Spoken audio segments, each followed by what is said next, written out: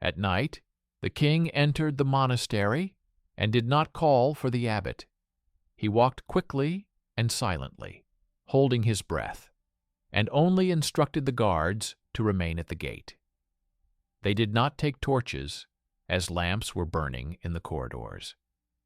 He knew the way because he had been here many times on matters of charity and justice. He stopped on the 3rd flight of stairs. Warmth was coming from a narrow door, even though the stove in the corridor had long since gone out. The king pushed the door open and saw the queen on the floor. Her dress was crumpled and stained with something he did not understand at the time. A monk lay nearby, showing no signs of life. His face had a strange, powerless expression. The queen raised her hands as if asking for protection. The king took a step back, but then entered, knelt down, and touched the monk's neck. There was no pulse. The queen did not try to run away. She looked at her husband, and he looked at her. He got up, called the guards, and everything happened very quickly. The monks were lifted up, a doctor was brought in, and the abbot was also brought in. The doctor said what the king did not want to hear. Help was not needed. The man had been dead for some time. The queen sat on the floor, offering no resistance when the maids tried to lift her up. The king ordered her to be taken to the palace, but the abbot asked permission to clean the cell, and the king agreed. That same night, the monk's body was burned in the monastery courtyard, as was done with those who died without a funeral, if the cause of death was questionable. In the morning, the king ordered the queen to be locked up in the North Tower, where state criminals had previously been held. Her room was quickly fitted with bars, and the entrance was guarded by guards from the old guard who were paid for their silence. The chief marshal took the keys. Thus began a story that would later be retold in every refectory and every market. But that night, no one yet understood that it would end the way it did. The king did not cry or shout. He was composed and precise.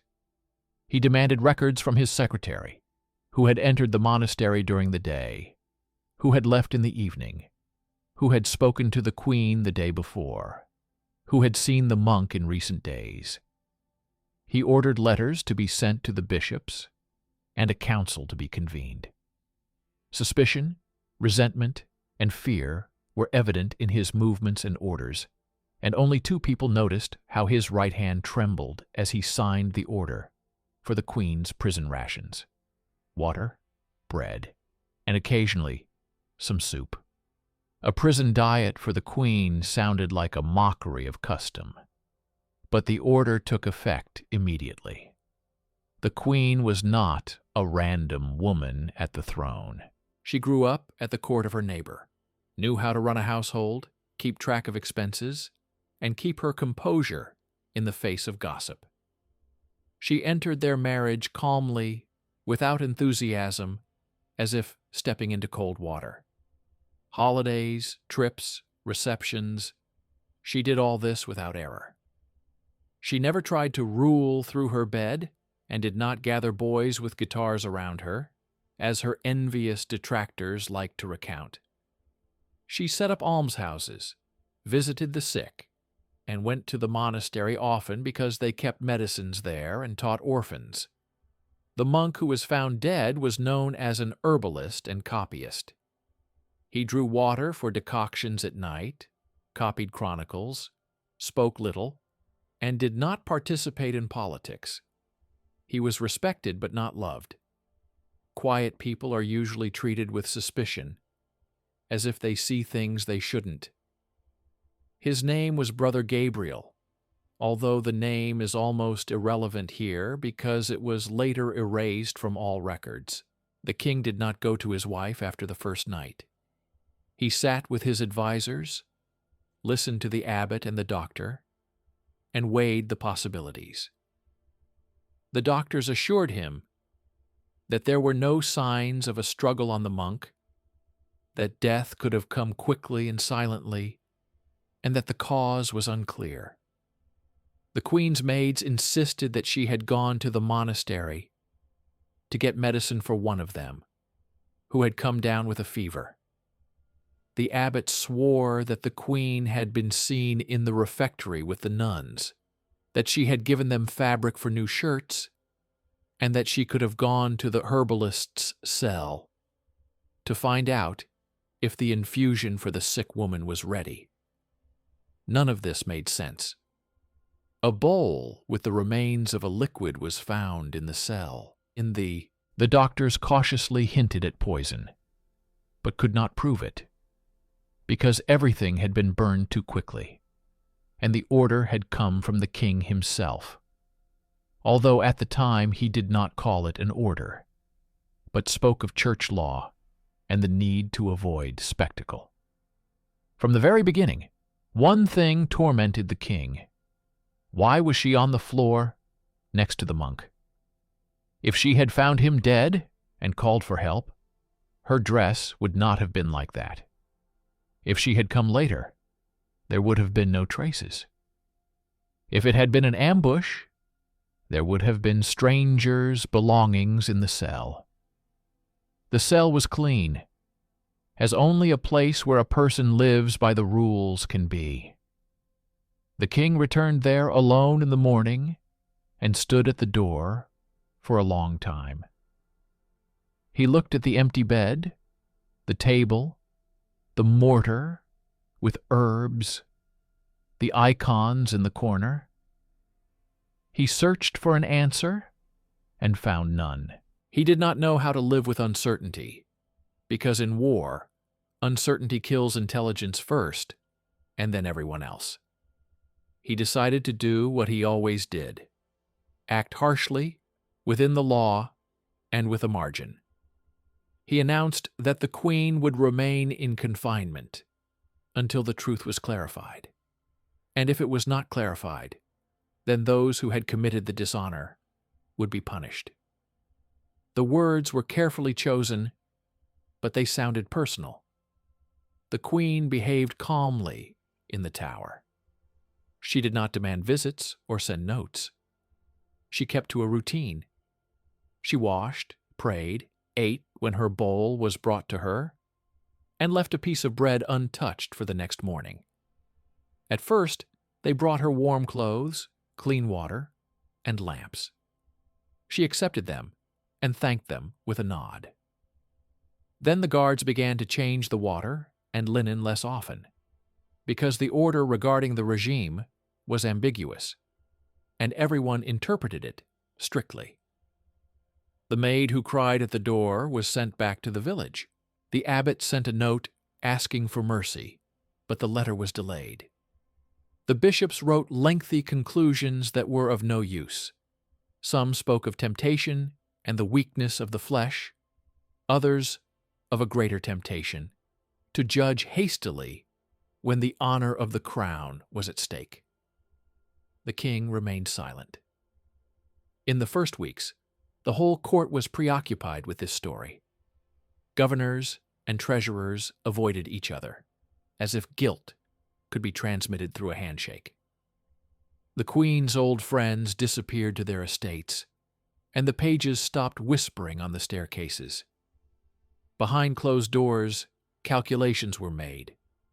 Who would win if she was found guilty, and who would fall if it turned out that it was all a misunderstanding? The prince requested an audience, but was refused, so he went hunting, even though there were almost no animals left in those forests.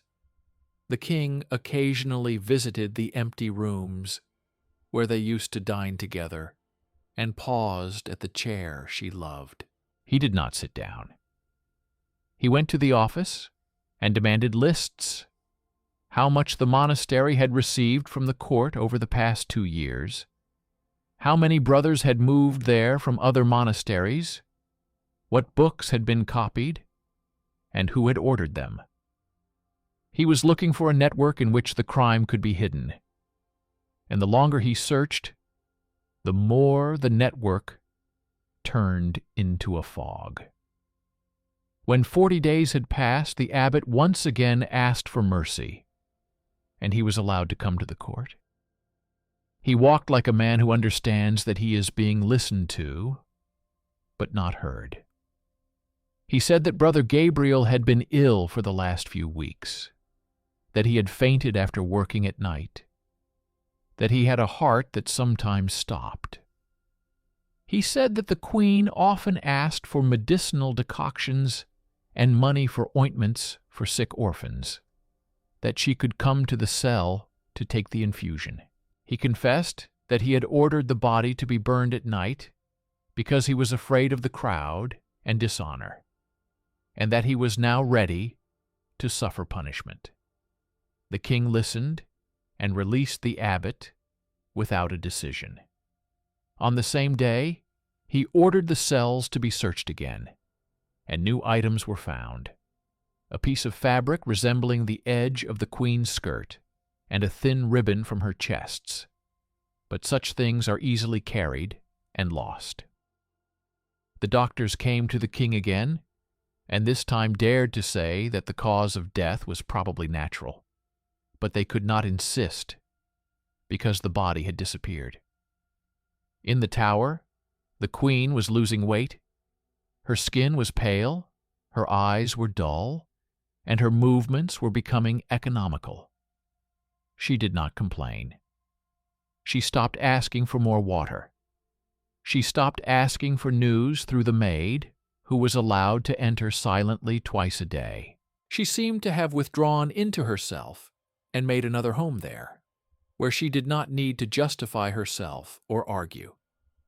Sometimes she would take the handkerchief that remained from her mother's jewelry box and fold and unfold it for a long time.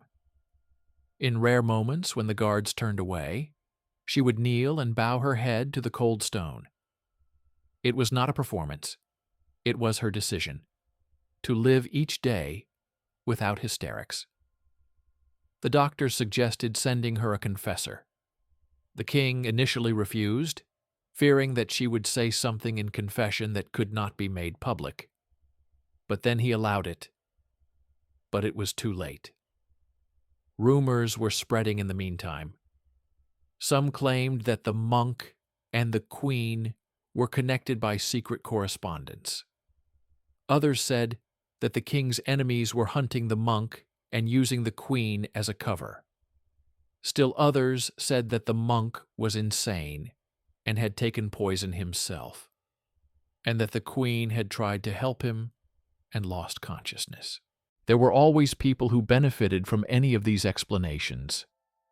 The treasurer saw them as a reason to limit donations to monasteries. The voivodes saw them as a reason to disperse superfluous monks and take their land. The court ladies saw them as a reason to engage in other people's sins. The king listened, his lips pressed together, and withdrew further and further into solitude, where every decision echoed. He could not declare his wife innocent without evidence, because then his power would weaken in the eyes of those who were waiting for weakness.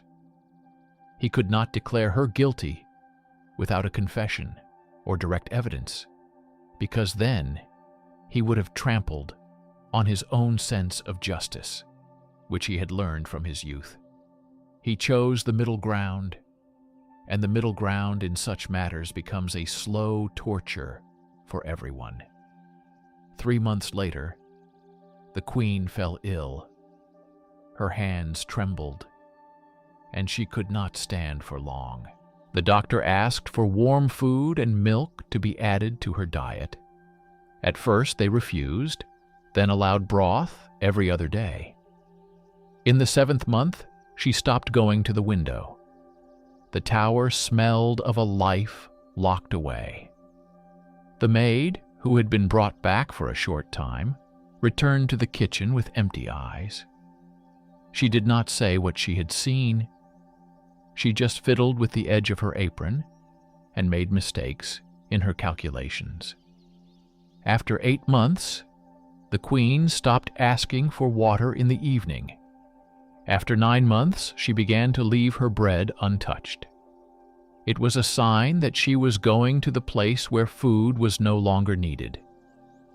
No one dared to tell the king, because by that time, every word could result in punishment for interference.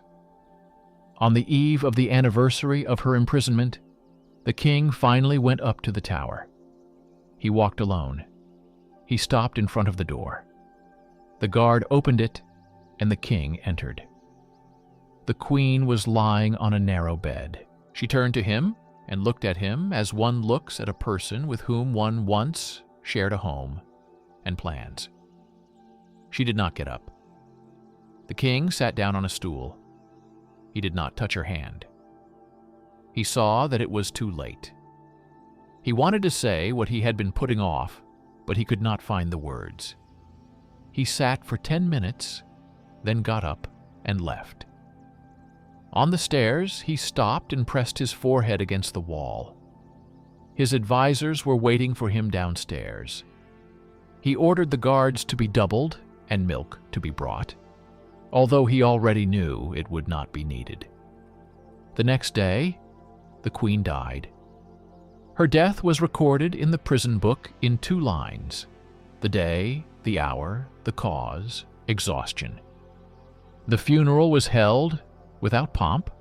The coffin was carried out at night. The bell rang briefly. There were few people on the street. Many were afraid to show their sympathy because a feeling had returned to the country that it had long been accustomed to: fear of an authority that did not explain itself. In the temple, the service proceeded smoothly, the priests reading the prayers as required. The king stood nearby and stared at the coffin lid without blinking. After the funeral service, he did not follow the procession. He returned to the palace and locked himself in his office. He ordered that no memorial feast be held. He ordered that part of the land that was to be taken away be returned to the monastery, and removed the abbot, but not harshly. He transferred him to another monastery, further from the capital. He issued a decree on new rules for women at court, as if strict forms could keep a person from falling. He sent envoys to his neighbors, as if foreign policy could drown out the inner emptiness. The prince went to war at the king's request. When he returned, he walked around the palace like a stranger. He avoided the tower for a long time, but one day he climbed up, opened the empty room, and stood for a long time where the bed had been. He picked up the iron ring from the chain that locked the shutters and put it back. He realized that a house where his mother was dying of hunger and innocence could not be his home. He began to spend more time in the barracks and stables. He remained silent for long periods at the common table. The people around him began to speak more quietly. A new atmosphere had descended on the country, a dry, gloomy order without trust. Every order was carried out quickly, but without inner consent. It seemed that everyone had learned to live in 2 modes, one for the court, the other for themselves. In the monastery where the story began, the brothers cleared out the herbalist's cell on the very first day, replaced the table, and scraped the stone on the floor where traces remained. But it turned out to be more difficult to erase the memory. At night, the new novices whispered that they could hear footsteps. The elders complained that they didn't have enough doctors. The librarian locked the cabinet with the chronicles so that no prying eyes could see them. Some believed that the monastery was forever tainted. Others believed that the monastery had taken the blow that the court should have taken. On his last day, the abbot, who had been transferred, hugged the gate and kissed the lintel, as one kisses an old house. He left for a distant valley, where there were no kings or towers, only people with sore hands and backs bent over the ground. He prayed for the soul of Brother Gabriel, even though the name was forbidden. Papers with seals from the bishops arrived at the office. They spoke of reconciliation and a new commission that could review the case. The king put them aside without opening them. He knew that a review would require an admission of error, and an admission of error would require a new war, not with neighbors, but with the mirror. He was not ready for this war.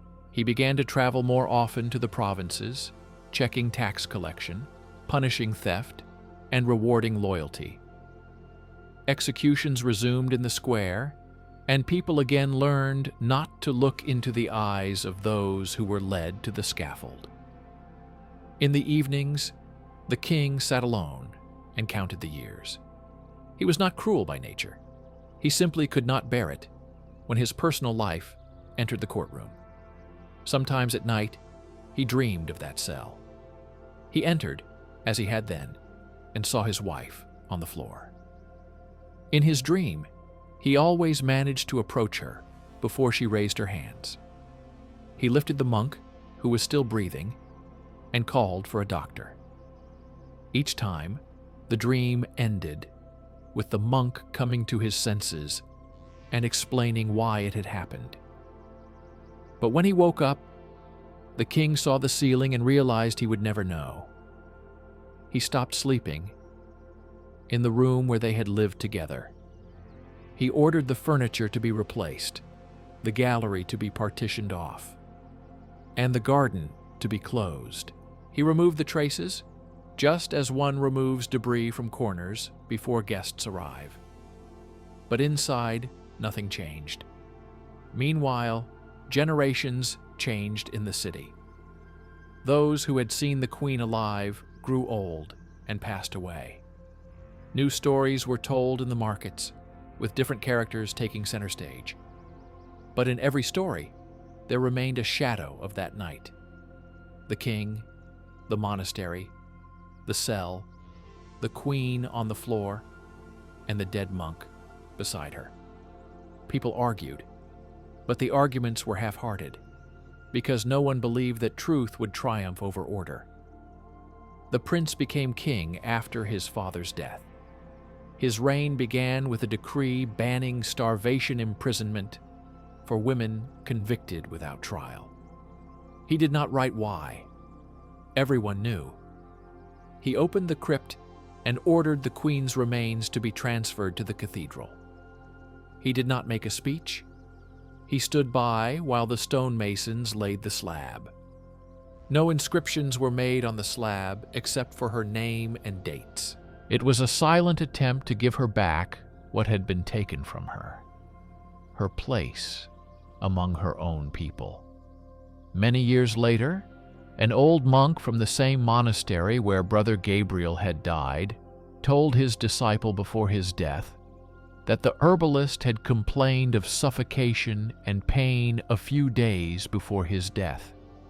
He said that the cell was close to the kitchen, where meat was smoked, and smoke often seeped through the cracks.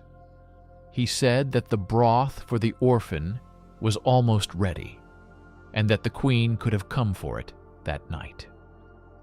The monk did not assert this. He was simply recalling his memories. His words did not make it into the books, and did not reach the new king. The apprentice dropped the note in the water and could not read it. And yet, the memory of them remained in the oral tradition of the brothers, as random details that decide nothing and explain everything are preserved. But the country went on, and life rarely waits for everything to be explained. That story could have ended differently if someone had dared to stand between the king and his pride.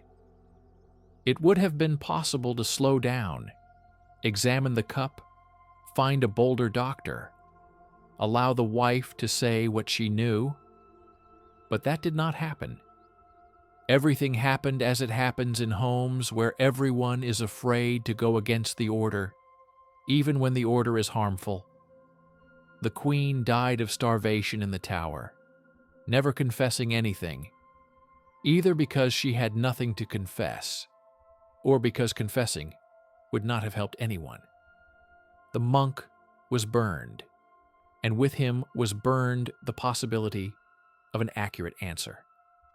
The king lived the rest of his life in the shadow of a single decision that he could not change. The prince became king and tried to heal the wound with decrees, but laws are poor healers when the wound is inside. The monastery lived on, copying books, caring for orphans, and distributing bread at Easter. The tower stood for a long time, and on foggy days it seemed as if someone was sitting on the edge of the bed, folding and unfolding a white handkerchief. But it was not a ghost. It was the stubborn movement of memory, which, how to forget?